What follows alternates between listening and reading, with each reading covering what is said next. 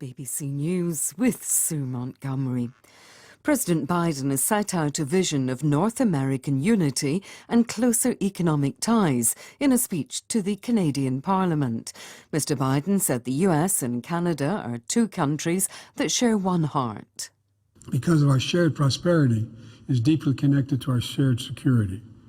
In the past years have proven that Canada and the United States are not insulated from the challenges that impact the rest of the world.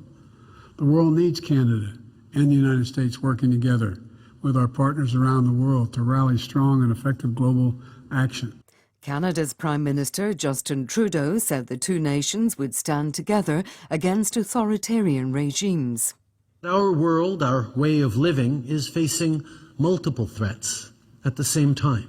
That's why security policy is climate policy, is economic policy. With growing competition, including from an increasingly assertive China, there's no doubt why it matters that we turn to each other now to build up a North American market on everything from semiconductors to solar panel batteries. There had been speculation that President Biden's visit might end with the announcement of an international force to help stabilise Haiti, where violence by armed gangs is fueling a humanitarian crisis. But this didn't materialise. Instead, Canada announced about $70 million worth of assistance to the Haitian police. Mr. Biden said any decision about a military force would have to be done in consultation with the UN and the Haitian government.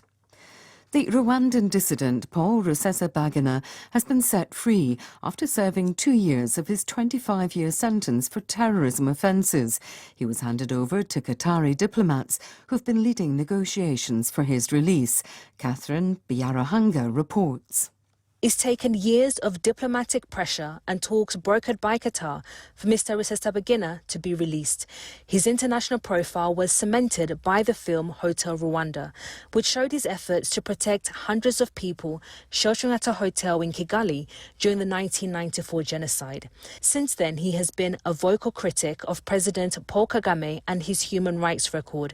In August 2020, while in exile in Texas, Mr. Rusesabagina was lured back home by Rwandan agents on a journey he thought was to neighbouring Burundi. He was found guilty on terrorism charges in 2021. The Tunisian Coast Guard says at least 67 African migrants are missing, feared drowned, after 5 shipwrecks over the past 2 days. Officials say there's been a sharp rise in boats carrying would-be migrants. BBC News. President Biden has said he's prepared to act forcefully to protect Americans after he ordered multiple US airstrikes in northern Syria. These were in retaliation for an attack by Iranian-linked groups that killed an American contractor and wounded 5 US troops. Mr. Biden said the US did not seek conflict with Iran but would protect its people.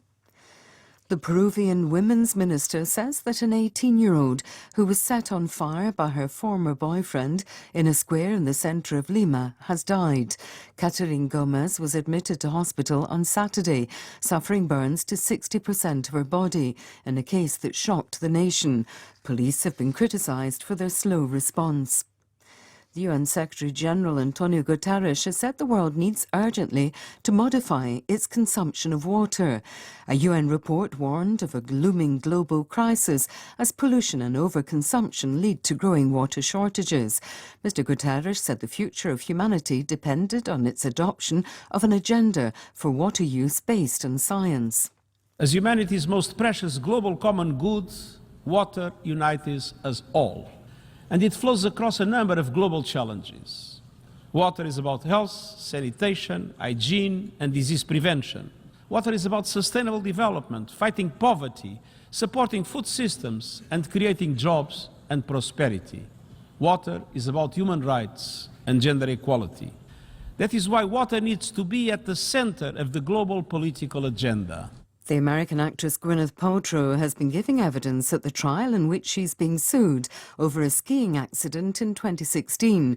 She has denied being a reckless skier and is countersuing Terry Sanderson, claiming it was he who skied into her, not the other way round. BBC News.